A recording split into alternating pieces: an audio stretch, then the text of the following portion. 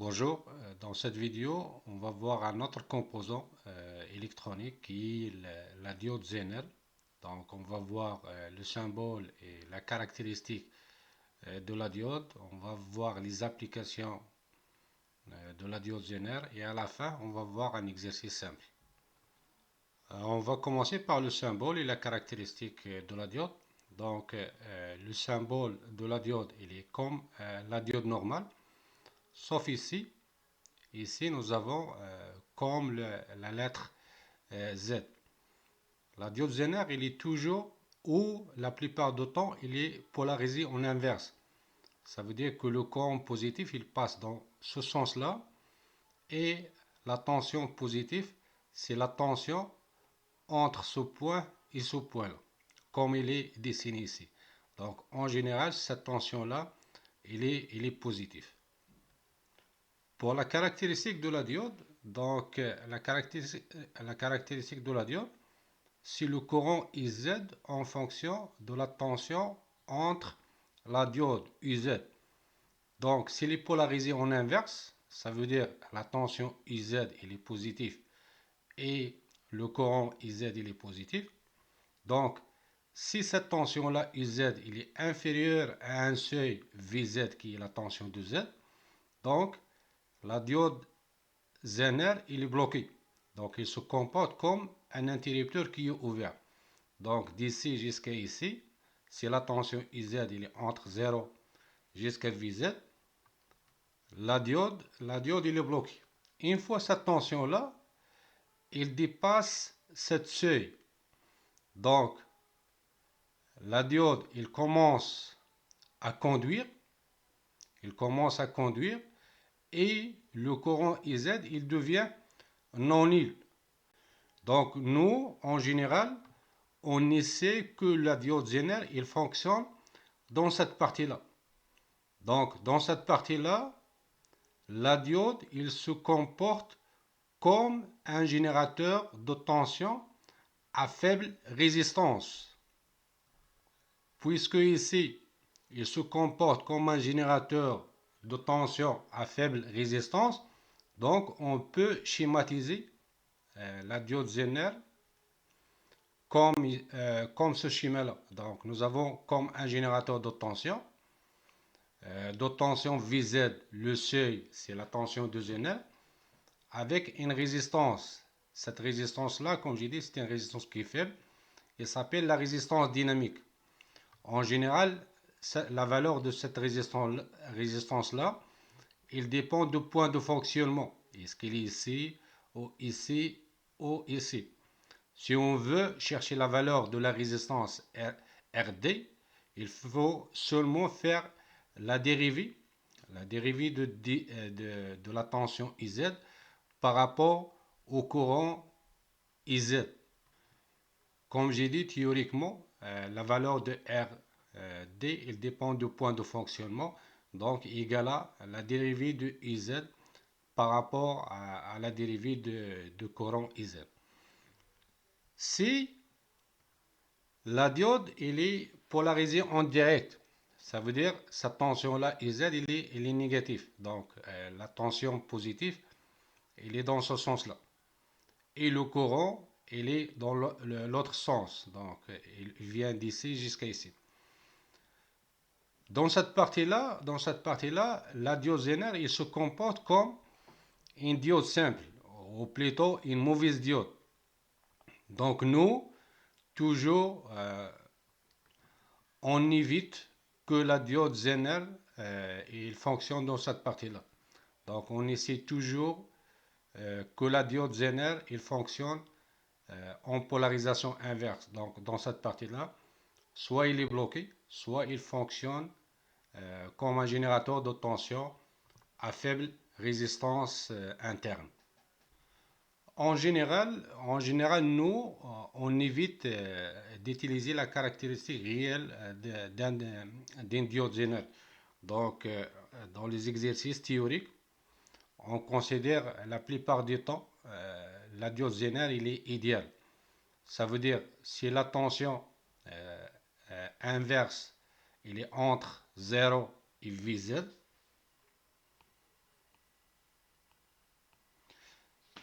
et VZ. Donc la diode Zener il est bloqué et le courant IZ égale à 0. Si la tension il dépasse VZ, donc la tension au bord de diode Zener il reste toujours égale à VZ. Donc ça veut dire que la résistance dynamique il est égale à 0. Dans le sens direct, donc c'est la même chose comme une diode. Si nous avons la tension entre 0 et 0,7 ou 0,8, puisqu'il fonctionne comme une diode simple, donc il est bloqué. Si la tension directe il dépasse 0,8, donc la tension entre la diode elle reste toujours égale à le seuil, cette seuil là qui est comme j'ai dit soit 0,7, soit 0,6, soit 0,8. Parmi les applications ou les applications les plus connues de la diode Zener, c'est la stabilisation de la tension au bord d'une charge. Par exemple, si nous avons une charge ici et on veut que la tension au bord de cette charge-là ne change pas beaucoup trop. Donc, qu'est-ce qu'on va faire? Il fait seulement d'installer une diode Zener en parallèle avec cette charge-là. Lorsque on installe une diode Zener au bord de la charge et la diode Zener il est branché en inverse. Donc, lorsque la diode Zener va conduire, la tension ici il va rester presque continue. Puisqu'ils sont parallèles, donc la tension au bord de la charge aussi il va rester presque continue. La deuxième application, c'est la protection. Un exemple, c'est par exemple nous avons un transistor MOS, ici. Donc en général, pour ce type de transistor, il ne faut pas que la tension de gate, VG, cette tension-là que j'ai dessinée en vert, il ne faut pas qu'il dépasse 22 volts, 23 volts, tout ça. Donc, si la tension il dépasse cette valeur-là, donc on va détruire le transistor. Donc, qu'est-ce qu'on va faire? Tout simplement, on installe une diode Zener ici. Donc ici, pour fixer la tension VZ. Et pour que cette tension-là, il ne dépasse pas certaines limites. Maintenant, on va voir un exercice. Donc, dans cet exercice, nous avons la diode Zener, qui, comme j'ai dit, il est polarisé en inverse. Nous avons une charge RL, qui est une résistance de 200 ohms. Nous avons une résistance aussi de protection de la diode Zener, égale à 50 ohms. Nous avons la tension de Zener égale à 5,3 volts. Donc, dans cet exercice-là, on va essayer que le courant ne descend pas de cette valeur-là. Bien sûr, le courant de Zener ne descend pas de 5 mA et ne dépasse pas une valeur maximale qui est 930 mA. Donc, on va calculer l'intervalle de la tension U pour que le courant IZ reste entre 5 mA et 930 mA. Avant de faire ce calcul-là, donc je vais juste vous montrer c'est quoi la diode Zener qu'on a pris. La diode Zener qu'on a pris, c'est la diode Zener qui est dans la première ligne.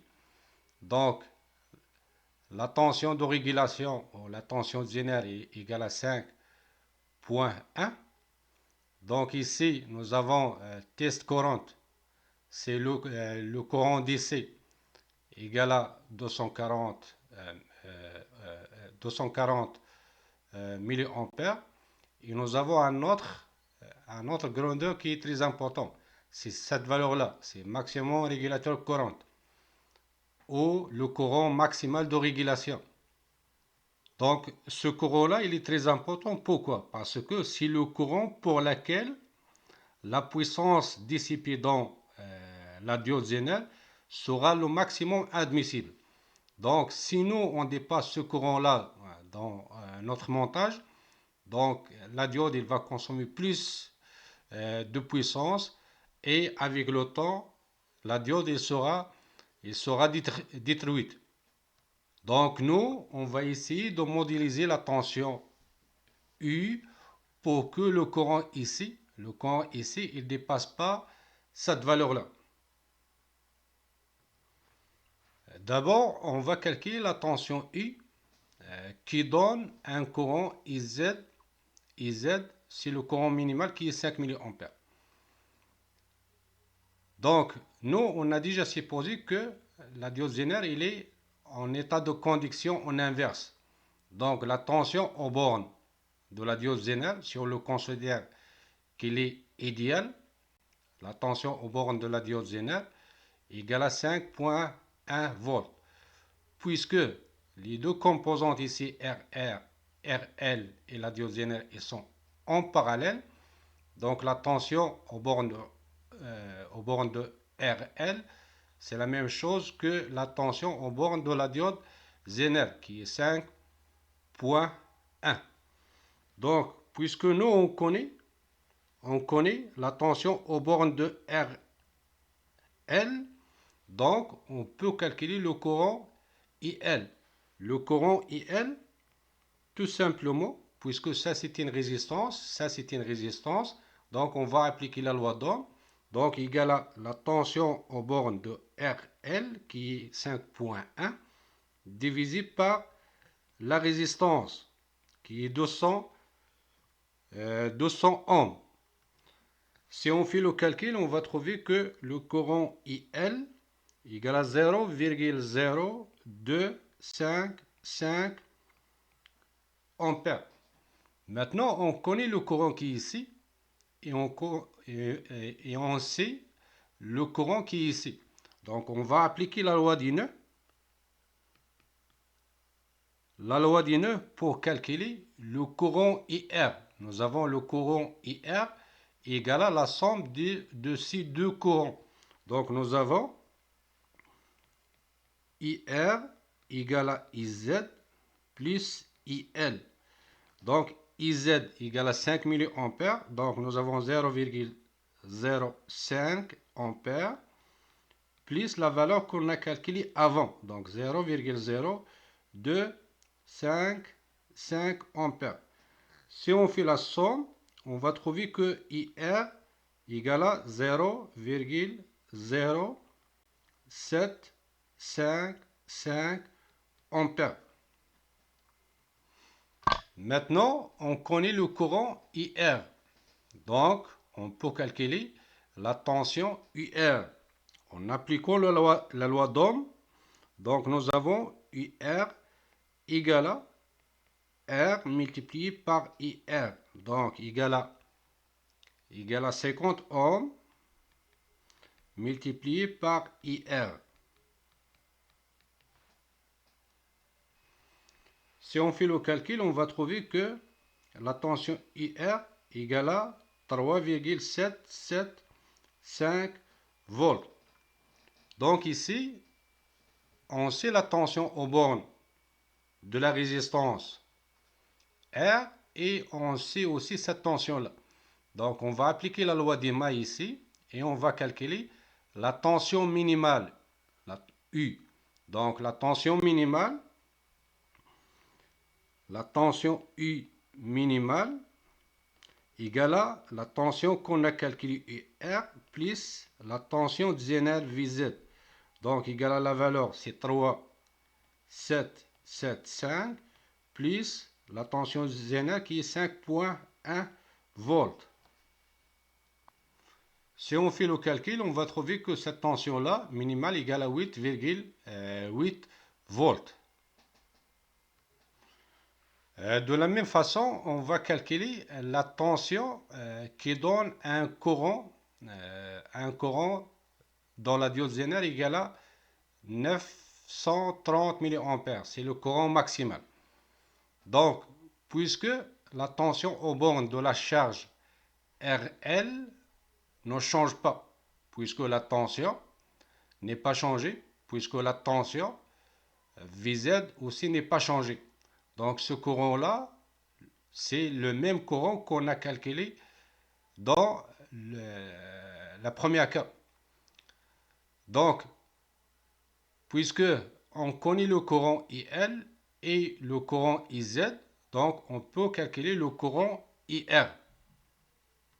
Donc, on va appliquer la loi d'Ohm. La loi d'Ohm, donc nous avons IR égale à ça plus ça. Donc, IZ, c'est 0,93 ampères. Plus IL, c'est le courant qu'on a calculé avant, c'est 0,0255. Si on fait la somme, on va trouver que IR égale à 0,9555 ampères. Après, on va calculer la tension IR. La tension IR égale à R multiplié par le courant IR. Donc, égale à 50 multiplié par 0,9555 ampères. Donc, si on fait le calcul, on va trouver que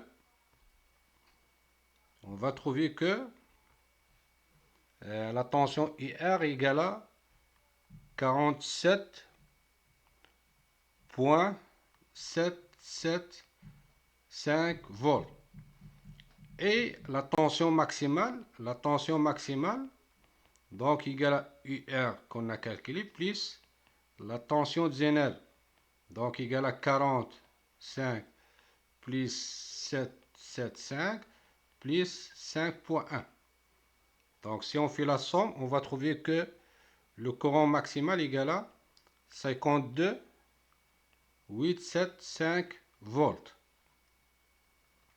Donc comme résumé, si on veut que le courant IZ dans la diode Zener reste entre 5 mA et 930 mA, il faut que la tension U elle est dans cette plage-là. Donc la tension U doit être entre 8,8 volts et 52,8 volts.